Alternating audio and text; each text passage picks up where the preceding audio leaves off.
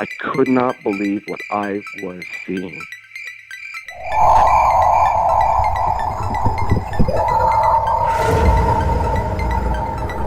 I could have filled the back of his head with 5.56, which is an absolute joke. Well, it's not an ape, because if the Sasquatch was an ape, we would already have one. What are these elusive hominids that stalk the wilderness? Your host, two-time witness and field researcher for more than 40 years, William Jevning. Welcome to the mystery. Welcome to Creek Devil.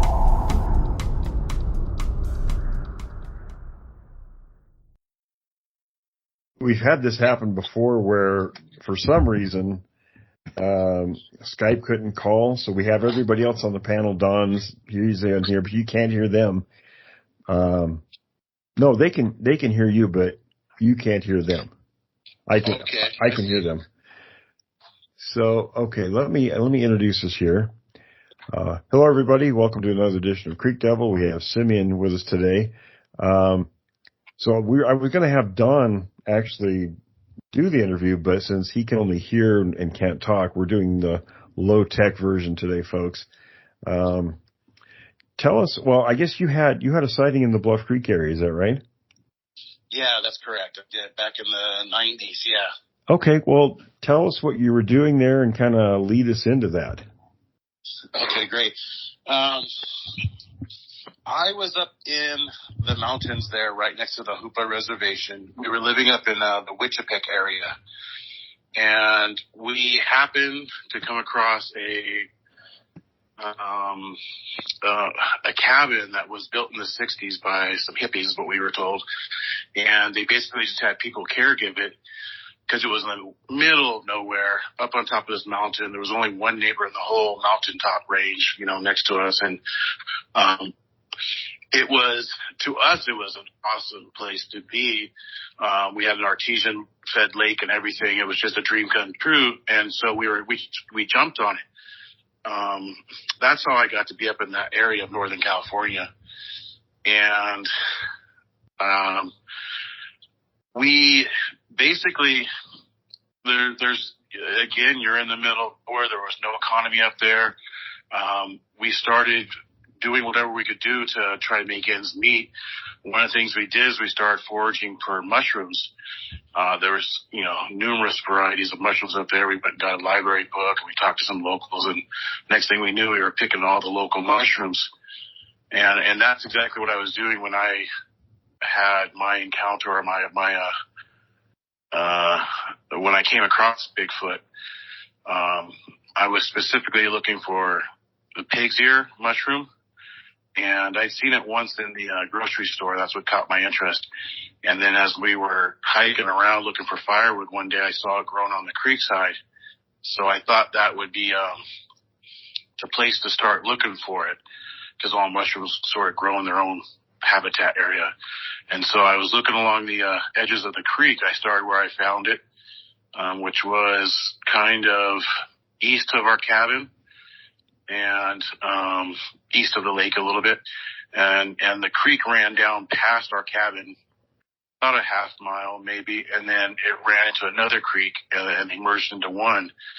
And so I was doing this hike, and I was coming down the creek looking all along the way and just hunting, enjoying the hike and looking for mushrooms. And I got to the Y in the creek where I was going to turn and go back up towards the cabin and then finish my hike. And as soon as I got to that bend in the corner there, I heard some loud rustling coming down the creek, just barreling down the creek. And I instantly assumed it was our two dogs that we had living with us, because I had taken the hike by myself and they were up at the cabin. And so I stopped right there, turned in the corner, and I'm thinking to myself, okay, this is perfect. I'm downwind. They don't hear me. And, I'm just walking, and I'm behind this big boulder, and behind the corner of the bend, and they can't see me. They can't smell me. They're going to come up, and I'm going to jump out and scare them, get a good laugh. And surprise. I did. And then as soon as this rustling came down the creek to where I could have a visual contact with it and see exactly what it was coming down at me and see, well, at that point it was the dogs in my mind. It stopped. It somehow sensed me, and the noise stopped, everything stopped, and it was silent. And my mind started racing. I couldn't figure out what's going on. Wow, I was really impressed. Like, wow, those dogs are a lot more keen than I get credit for, you know? And then I'm thinking all these thoughts, trying to figure it out. And a head peeks up over the top of the rock and is looking me dead in the eyes. And it was not my dog. And, but my rational mind is still trying to wrap my mind around it. And maybe it's I had two dogs. One of them was kind of mixed with a white wolf and had sort of a white coat. And that was the interesting thing that my mind was racing with too, is that what I was looking at had a white coat. And as it stood up, that was really clear. It stood up and I was able to see from its waist up and, see its whole body. And then, it still continued looking at me, and it must have known I was there because it took a step out at me, like towards me, stepping out around the rock, coming down the creek still, and then looked across the creek and just jumped across the creek and went up the embankment right there, just a couple easy steps, and off into the bush, and basically going around me instead of coming, because I was just standing there, in awe of what I was seeing. And then at that point, even though I saw it jump across the creek and I saw its full body, I saw both arms, both legs, torso, everything, I'm still in my mind going, is it the dogs? Is it, what am I seeing? I just was, I don't know if you've seen anything like that. Oh yeah. You're stunned. You can't wrap your mind around it. And so I'm thinking it's the dogs or something. So I think off running after it to try to get a second look, but I couldn't catch a second look. It was gone. And that was my experience. So we have my cousin David, we have Keith in Canada, Jared, and of course Donovan's here. Fellas, you guys have any questions? You want to bring stuff up?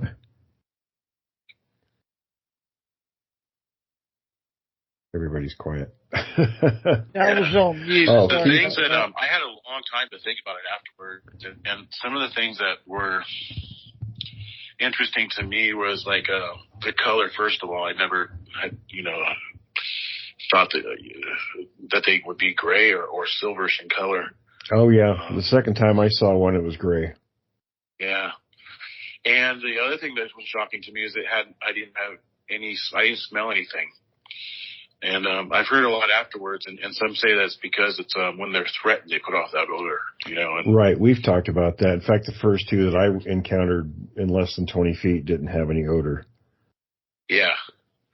And I think maybe, again, it's, the sense, the really interesting thing is I was more curious than anything else. If I was afraid, I would have gone the other way probably, but I went out after it trying to get a second look, and I just, and it's sparked my curiosity ever since. I've heard some people are terrified of it, or the experience, but, it was, to me, it was kind of exhilarating and thrilling, that was kind of a neat part too. I was telling this story, years later, and, my brother was there. He's like, oh, you left out the best part. I'm like, what's that? He's like, when you came back to the cabin, you walked in the cabin and you're like, hey, were the dogs with you? Were the dogs here? And my brother's like, yeah, what happened? Did you see a ghost?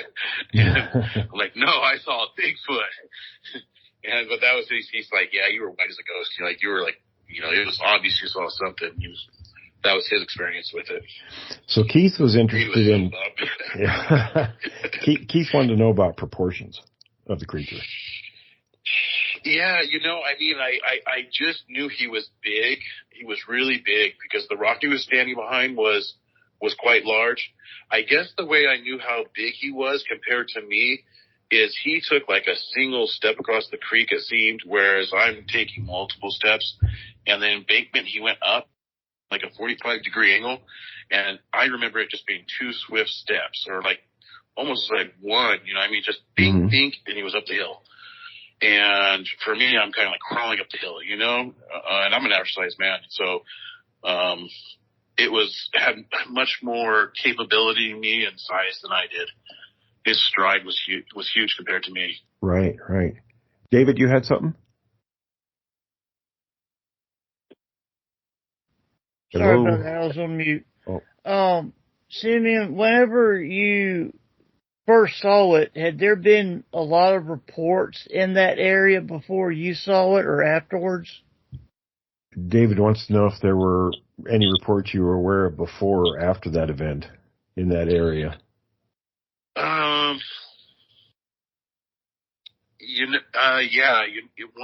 Once I was aware of it, I started hearing more about Bigfoot.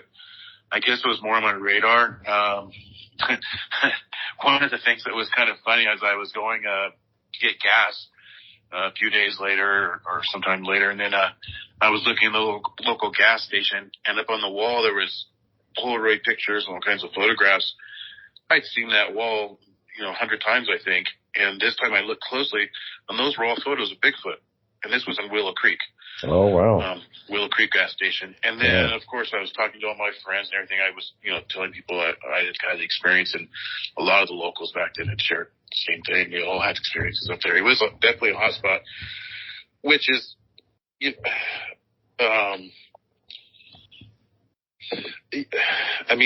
even back then when I was up there, they had the Bigfoot statue in Willow Creek, and they had, the grocery store is called Bigfoot Grocery Store. Mm-hmm. But I just, at the time before I had my experience, it wasn't as real to me, I guess. And then afterwards, I really paid attention to the stories, and I started seeing them in those photos, like I said. And it was a really common thing up there for people who had lived there for some time to hear about it or see Bigfoot. That area's got a long history, and of course, Bluff Creek is just north of Wichipec. And you have to go, if you're going to go from Willow Creek to Bluff Creek, you have to go right through Wichipec. So, the little store that's there on that, I think what is it, a 3-way road or something like that right there. I can't remember. Exactly. Yeah. And that was that mountaintop right there, right where it splits. I was up on top of that mountaintop right there. Right. And if you look at that on the Google Maps, there's nothing but country behind me and no roads, nothing. It's just open, Yeah. Even to this day, that's very remote country up there. It still is. Yeah. Yeah. Yeah, exactly. Like I said, there was only one other guy that I knew of that was living up there and on that mountain road that we were up. And he'd been there for 15 years or so back then. Is that Hoopa land up there, or is that just... It was Hoopa adjacent. Yeah, our property actually was right on the Hoopa reservation line. So there was part of our property where we could take hikes, and we were on the Hoopa reservation. I'm not sure who owns. Probably the state owns the rest of that land up there, or feds. I'm not sure. Yeah, it was probably all Hoopa and state owned. Yeah. I imagine. Just thousands and thousands and thousands of acres, it seemed like. Oh, it's huge country. It's something like, I think I saw an estimate. It's 100,000 square miles of forest up there. Yeah. Yeah, it's interesting because it sort of follows you, and now later in life, I've had other experiences as well, and then even I've been hearing stories of Bigfoot being seen down here in Southern California again, which is kind of exciting. Oh yeah. So what other experiences? Have you had? I had the first experience we had. We were up in the Washington Peninsula, and we heard him yell, and that was amazing because we were camping up there, and we were having bonfires in the evening. We're drumming and making music and stuff, and somehow the northern lights were coming down really far down south where we were, and we could see them, just the tail end of them. So it was really kind of a neat night. And we were playing the music and looking at the lights. And we had one drummer with us who was like a master drummer. And he was just, it was almost as if he was playing synchronized with the lights. And at the apex of it all, this roar just let out as we're all cheering, and Nick cheered at the same time as us, and it was just so loud it echoed down the valley, just like it felt like it resonated your body cavity and everything. Now that was up in the same area? That was the Washington Peninsula. Washington Peninsula, okay. Yeah.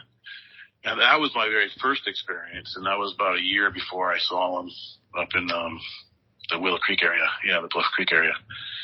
And that was an actual physical sighting, the second one. But the first time is when I heard him. And But again, it's like one of those things, like even though I heard it and I knew it was so loud and there's no other animal we have that would make a sound like that. It's not like a bear or a mountain lion or anything. Just a otherworldly sound. I mean, you could hear it belling like it came out of a huge chest, Right. No, I've heard it. I can understand. Yeah, that was really the experience. And then just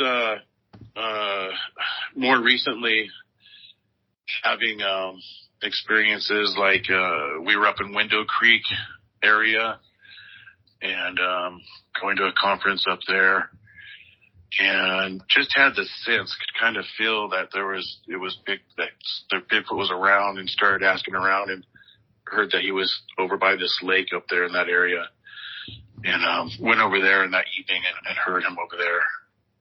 I guess in the evening he would be heard over there. They said it sounded like he was making a crying sort of sound, this one up there, and it was really different. It was kind of like it was really strange sound, that one.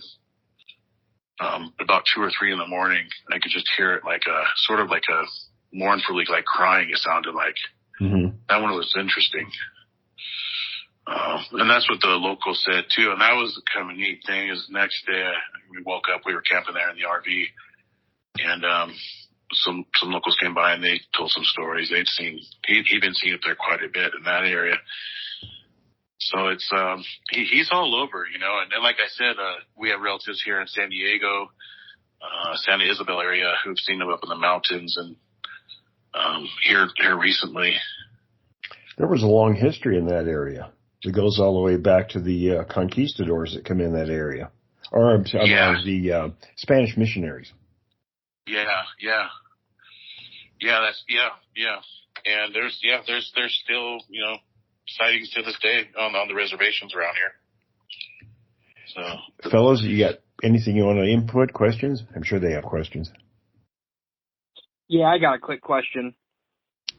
Okay, Jared's got a question. So, he said that it stood up and he was eye to eye with it. Does he remember anything distinctly about the facial features, if it made a face, like if it was surprised or anything like that? Okay. He wanted to know, since you were essentially eye to eye with it, face level, do you remember any details about its facial structure and all that?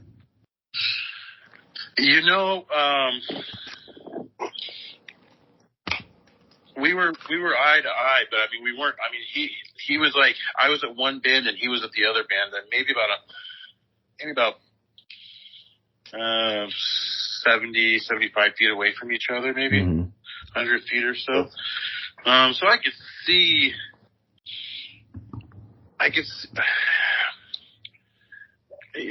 his facial expressions, but that wasn't something that stuck out in my mind as much to me, the characteristics. It didn't look like a lot of recent things I've seen where people show a lot of skin on the face. It seemed more hairy to me. Right. That's what I remember. I remember a lot more hair all over its body, all over its face even. Like very bearded-like sort of, with only like kind of like the eyes showing.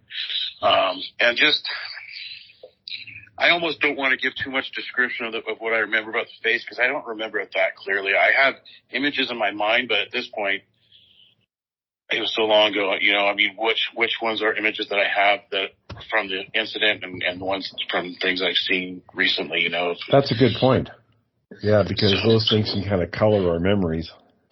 Yeah, I mean, the things I remember distinctly are the color, him being white. I remember the massiveness of the shoulders, the shape of it.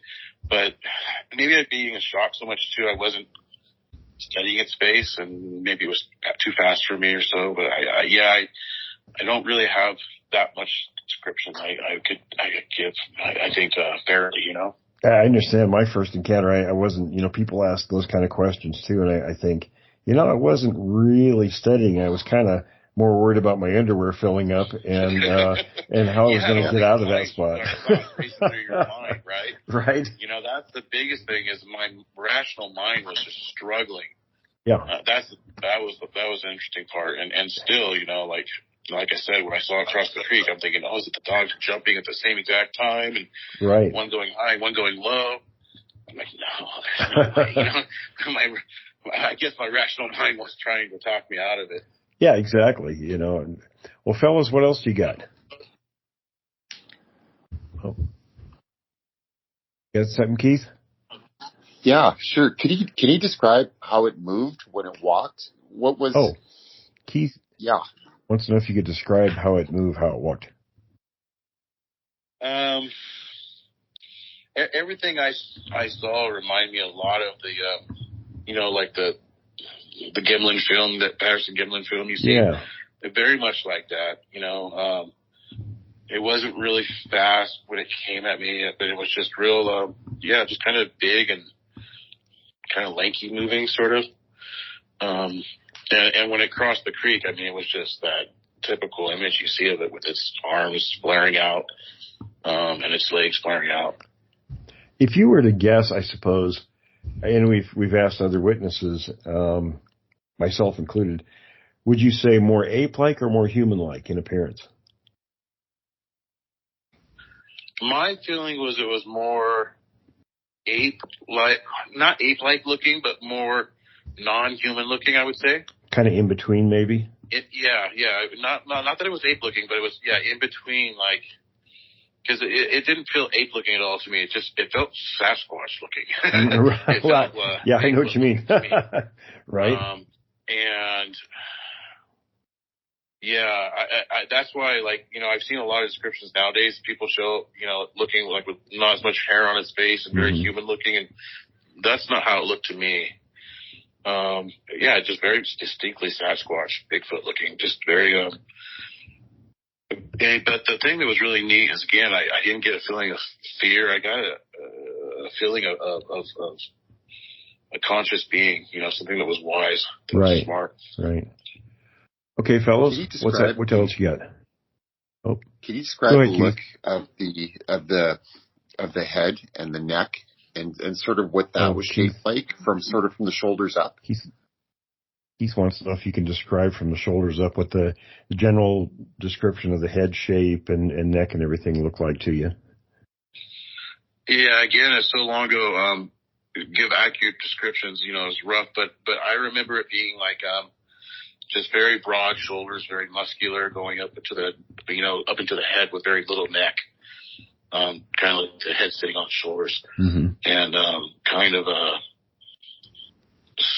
I don't want to say square, but very like large head, Yeah.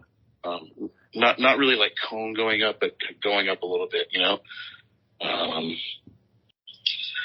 just a big, massive creature, man. Right. A big head, hardly any neck. And broad shoulders and broad chest.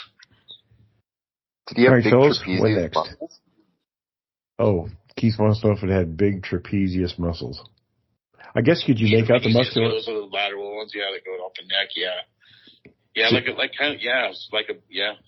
Could you make out much of the muscular structure, or was it mostly covered in hair? It was mostly covered hair, is what I remember.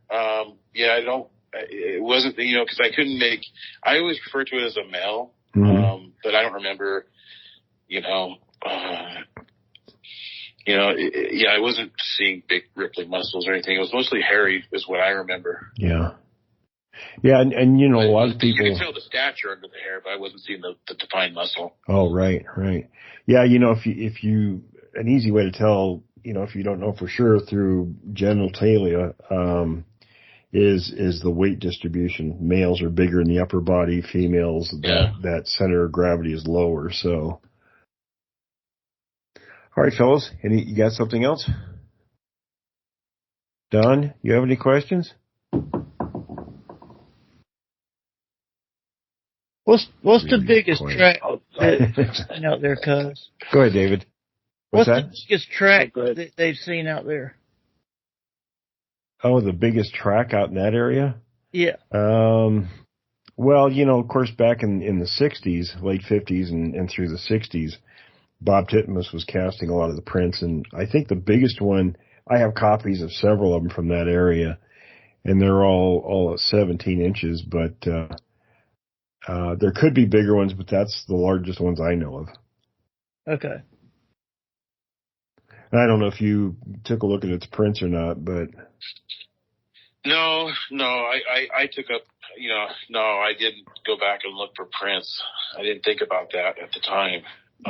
My first encounter, I didn't think about that either. I when the second one came over and stood by the first one, I got the heck out of there. But my buddies and I, we went with our hunting rifles before daylight the next morning, and we followed the tracks. But I sure wasn't going to look at that moment. Yeah. Yeah, I was more curious. I was still, my mind was racing after I chased after it for a little bit in the woods, and I realized, what are you doing? I wasn't going to find it. What the heck am I doing? Right. I turned around. I booked it back up to the cabin to see. I wanted to see whether or not the dogs were in there. Right. I was still questioning myself. And you do. I think you kind of. It takes a while for it to settle in because if you haven't experienced that, you don't have anything in your frame of reference for it. Right. Right, exactly. It was years later. I was listening to Coast to Coast, and I heard someone on Art Bell talk about it. Art Bell was interviewing someone, and that was the first time I really heard people talking about it. I was like, wow, that's really cool. Openly, like that in public. Right. I shared the story a lot with my kids and family and such. Mm-hmm.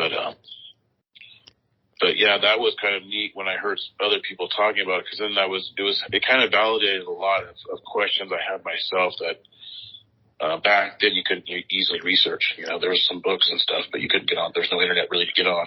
And nobody to talk to. Yeah. And that was it was a different era actually back then, and I forget that. But back when, I was growing up and we were all kids, we were aware of things paranormal, but you didn't talk about it. Right. People, the most you would talk about is, I saw a ghost or something, or I had, a ghostly experience. Yeah. But no, you barely talked about UFOs or Bigfoot or anything, so it wasn't public. No, it wasn't. Fellas, what else you got? Do they know, cuz, if they inhabit that area, or are they just passing through every year? David wants to know if they inhabit that area or just pass through. That area's got a long, long history. When I interviewed Al Hodgson used to own the Five and Dime in Willow Creek. He said his family moved there in 1924 and it was well known then. Yeah. Okay.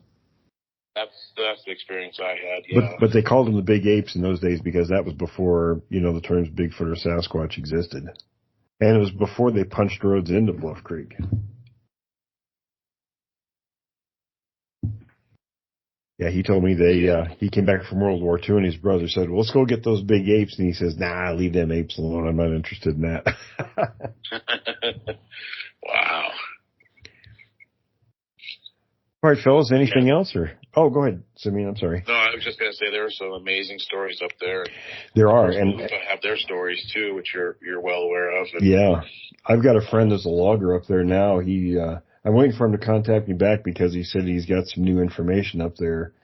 Apparently there had been some recent screaming going on up in one of Bob Titmus's old areas, but and then he found some scat that was definitely Sasquatch scat hunting. That was, 2 years ago, I think. Yeah. But anyhow, it's, the area's got an extremely long history with these things. What are the, I guess I have a question too, like with a lot of people you interview, what's the general feeling people have about the Bigfoot experience? Cause that was something that I thought was I was very surprised about, is that I wasn't frightened, or it wasn't a fearful experience for me. But what's the experience of a lot of your guests?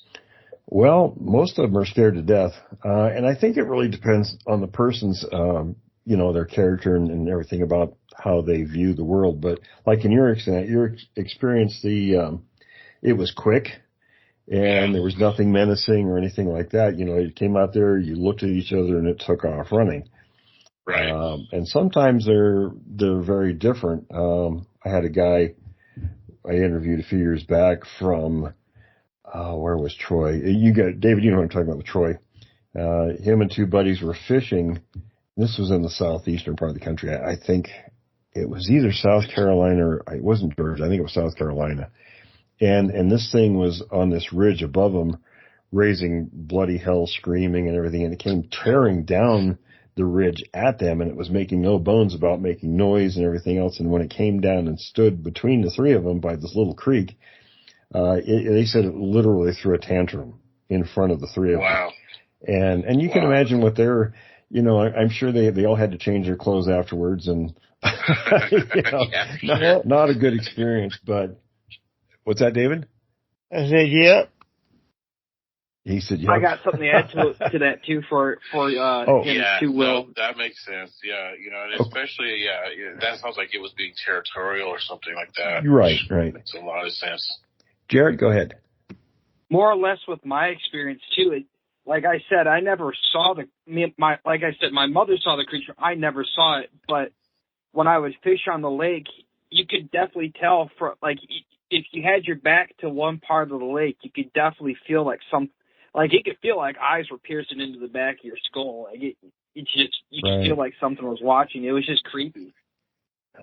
He was saying that they didn't actually see the creature, but they heard it, and he said, but they could feel like they were being watched from this lake.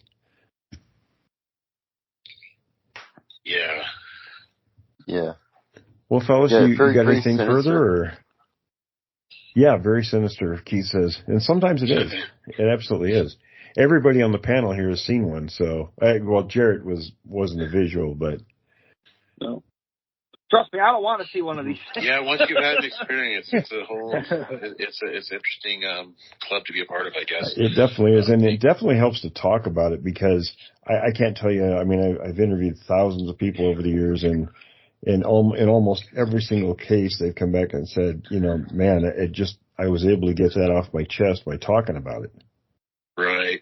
And I had to think a lot about why I was wanting to share my story when I saw Don's post. And that's kind of what I came to as well is I haven't really shared this with the public, and it feels like it's a good time to do it, and then it'd be helpful for myself, just kind of get it out there and other people, because you never. This happened. Yeah, you never know. Happened. You never know how many people out there would never say anything, but they hear it and they think, "Wow, I'm not alone." Yeah. How has this experience been?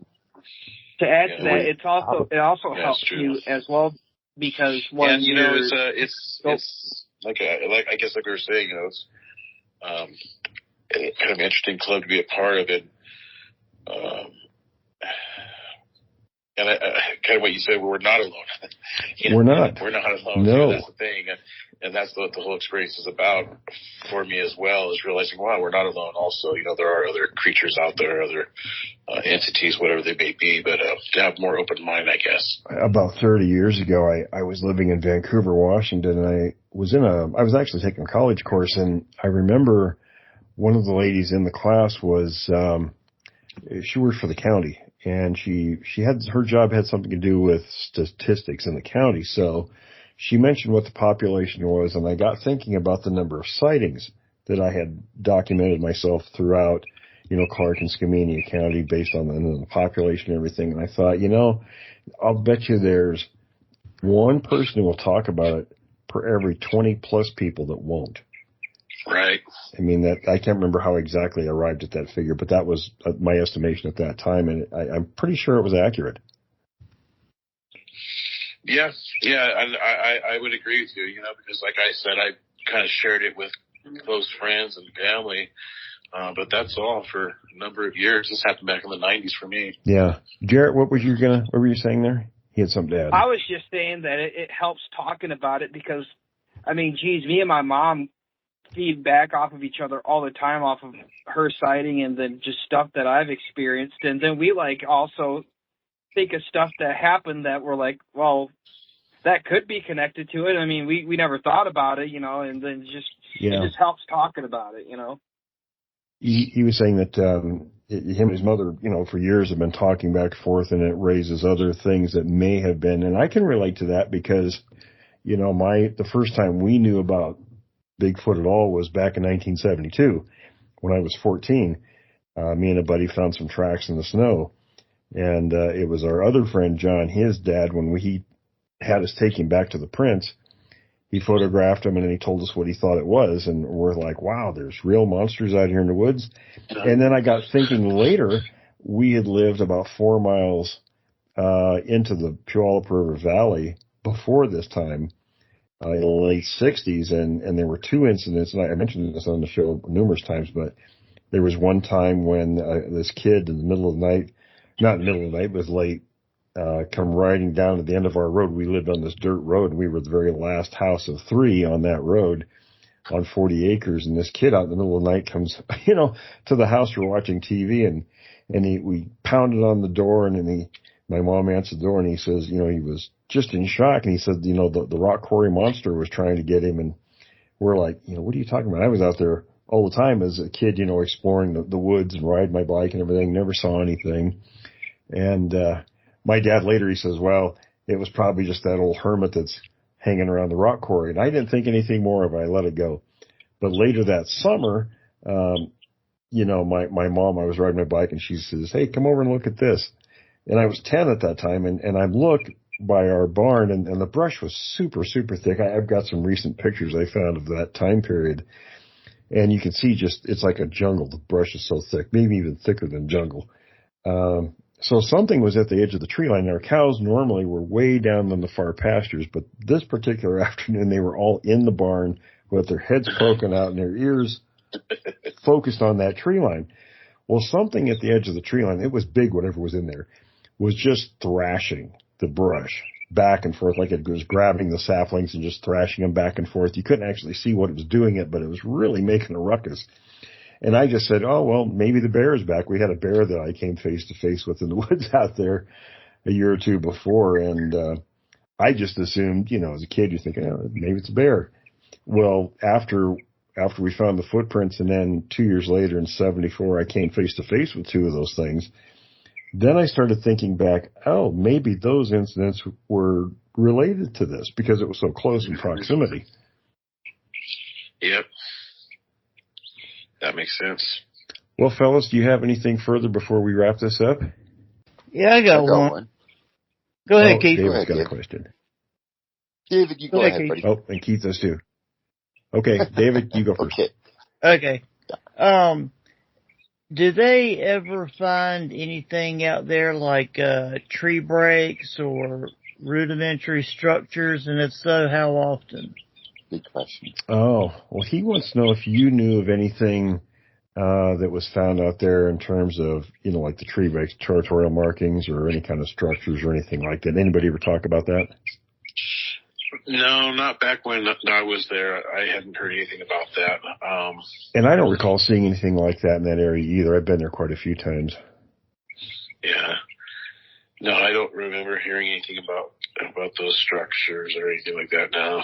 Keith, what do you got? I was just wondering how his encounter has changed, or has it changed the way that he approaches going into the wilderness and spending time in there? Keith wants to know if your experience has changed the way you think or behave about going out in the wilderness since then.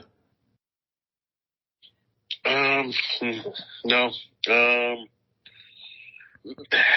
Except for maybe a more keen eye, looking for things, that are unusual.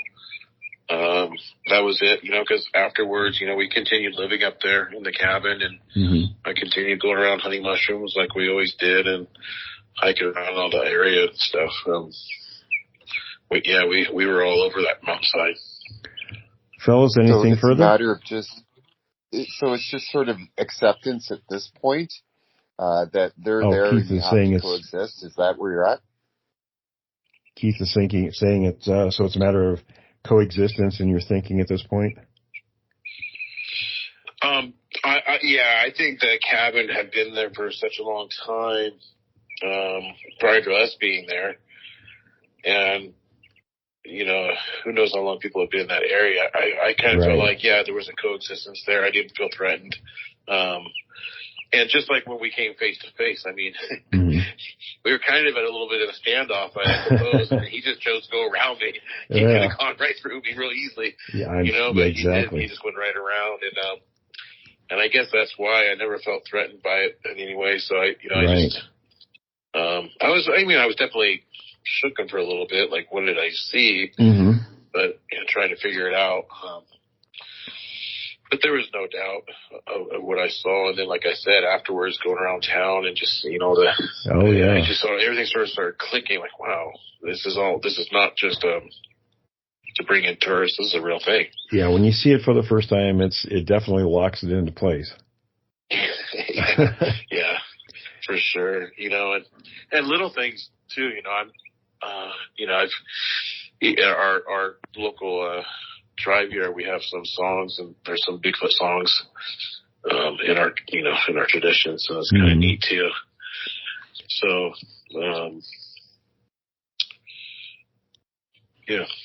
fellas, you got anything else?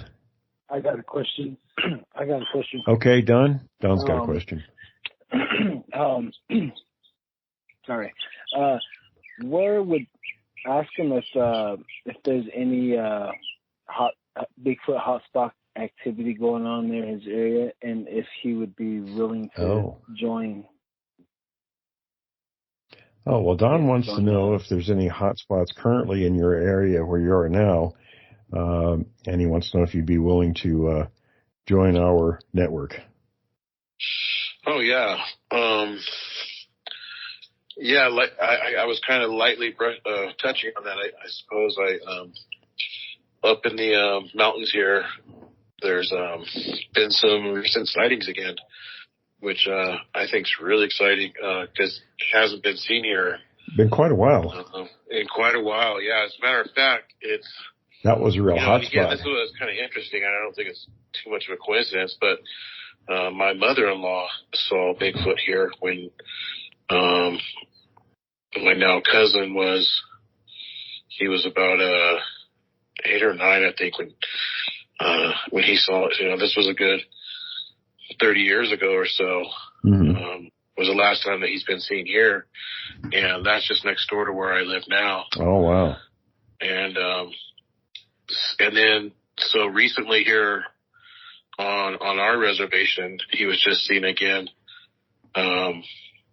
Just about a year ago, he was just seen right here on our reservation, and then up in the San Isabel reservation as well. So he's kind of back in these areas again, and I think it'd be really neat to go out and do some exploring up there in those mountains. I think that'd be the best place to look for him, is up there. Right. Fellas, anything further? Yeah, up there in the mountains, ask him, does he know if they have a lot of caves that they might inhabit? Oh, David wants to know up in those mountains if there are any caves up there. Yeah, actually there are. There are some pretty good cave systems up there. You mentioned that. There's actually some caves right here on our mountain here, too, in my backyard. It's probably where he hangs out. Yeah, could be. They might even be connected, actually, now that I think about it. It very well could be. Yeah, possible. Yeah. Fellas? I'm good. What about the panel is nearby quiet. hatchery, fish hatchery? There's a lot of mining done around here, too. Even on this mountain here, there was some mining done. Don, what was that about a fish hatchery? Ask them if there's any nearby fish hatcheries. Oh, Don wants to know if there are any fish hatcheries nearby. No, I don't know about any fish hatcheries, but we do have a couple lakes where the lakes are stocked. Oh, there you go. And we have lots of deer up here. Yeah, that's a good food supply for them. There you go. Oh, yeah. Any more questions, fellas? Nope. We actually have lots of wilderness up here, too. A lot of mountain ranges between us and reservations. Right. Does he know of anybody that's recently seen anything up there?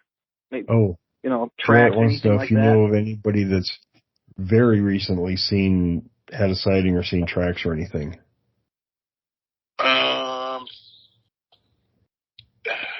Very recently, not within the last year. But within the last, 2 to 3 or 4 years, yeah. That's pretty recent.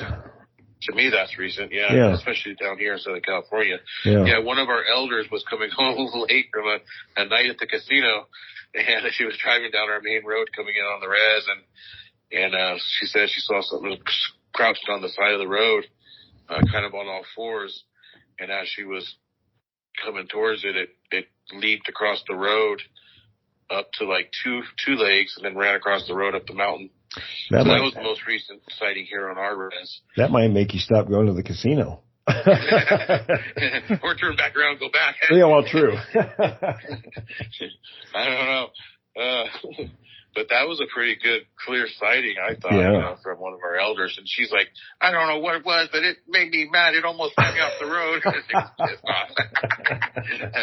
It was funny when she was telling the story. Oh, man. To my mother-in-law. It was a good one.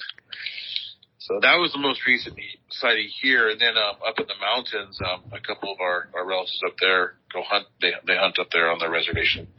And they're in the backside hunting. And they've had sightings the last 3-4 years. All right. Any more questions, fellas? Did they come close to the house where he lives very often? Oh, David's asking if you know of any evidence these things have come close to your house where you live now.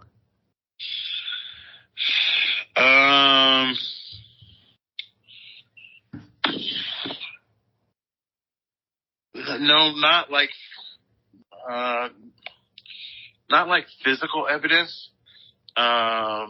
Just more interesting things that happened. Mm-hmm.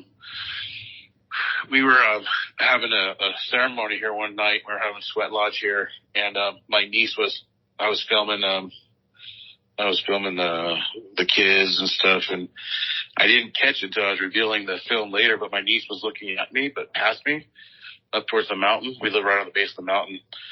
And she clearly says, Bigfoot, and pointing. Yeah, that was interesting. Wow. I was like, what was that? And then the laws before that, one of our friends said she's seen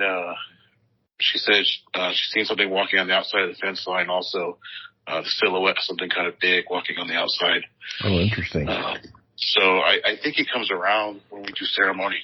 I would think so. When we were at the Navajo reservation, there were some families that talked about that too. Don, you remember the family we interviewed and the creatures whistled at us? They said when they had family gatherings that they would come around their property. Especially during ceremonies. Yeah, right. He said especially during ceremonies. Yeah. Yeah, I think they really like the music, the sound, what's happening. Right. I think they're attracted to it somehow. Well, I used to say it's got to be a boring life up in the woods. So, when something's going on, humans are doing, that's entertainment. So. Right. All right, fellas. You get anything further? Or? Not that I agree. Ahead, just in my experience, I had. I guess maybe one or more of them on my property, and I had to cut down a large chunk of willow by our sunroom so that they couldn't approach more than 50 feet away, because they would actually watch us watching TV in our glassed-in sunroom. He was saying that they would come near his property. He had to cut down some big willow to keep it from coming to the property. You say 50 feet away, right? Yeah. And that's the number. If you got them, if people have them bothering your property, if they're coming in where you don't want them, you need to cut brush back away from your home at least 50 feet away, because they like to come in with that cover of concealment. Yeah. And it's a method that does work. Yeah, it does work. That tip up from you. Hey, cuz, was this the same place where they saw that juvenile sliding down the hill in the snow? He's asking if that's the same place where a juvenile was seen sliding down the hill in the snow. I don't remember offhand. Have you heard anything like that, Simeon? No, about what? A juvenile? Yeah, there was an account of a juvenile sliding down the hill in the snow. I think that was a different account, David. Yeah, I can't remember. No. Uh-uh. All right, fellas. No, go ahead. I'm sorry. No, I was just going to say it's interesting to me that that the sighting years ago was right next door to where we're at now, which kind of makes sense. It's same area. And you might see one again. Yeah. They like repeat behaviors, so. Yeah. Well, fellas, we're running low on time. Do you have any further questions, or? I think I'm good. That must be it for the questions. They're quiet. Great. Well, Simeon, we appreciate you coming on and talking about this. Well, I appreciate it too. Thank you. It was like you said, it was good to get it off my chest and share the story, and hopefully it does, resonate with some people and help some people out there. I'm sure it will, and we will definitely keep in contact with you. Yeah, let's just watch it. We'll do it. All right. All right, Dick. Thank you so much. Yeah, bye-bye. All right, bye now. Well, fellas, what do you think? That was good. Good one, yeah. Okay, well, I hit my knee. Good Lord, have mercy. Never mind. Okay, I'm going to wrap this up, guys. Everybody, thanks for tuning in, and join us again next time. Oh, go ahead, Don. Oops. Sorry. We're still on. Go ahead. No. Go ahead. End the show. This can be it. All right, everybody. Thanks for joining us. Thanks for listening to this episode of Creek Devil. If you or anyone you know has had an encounter with these creatures, please contact us at williamjevning@yahoo.com. That's William, Jevning, @yahoo.com. All communication is confidential. Join us for another program next week. And until then, keep your eyes open out there.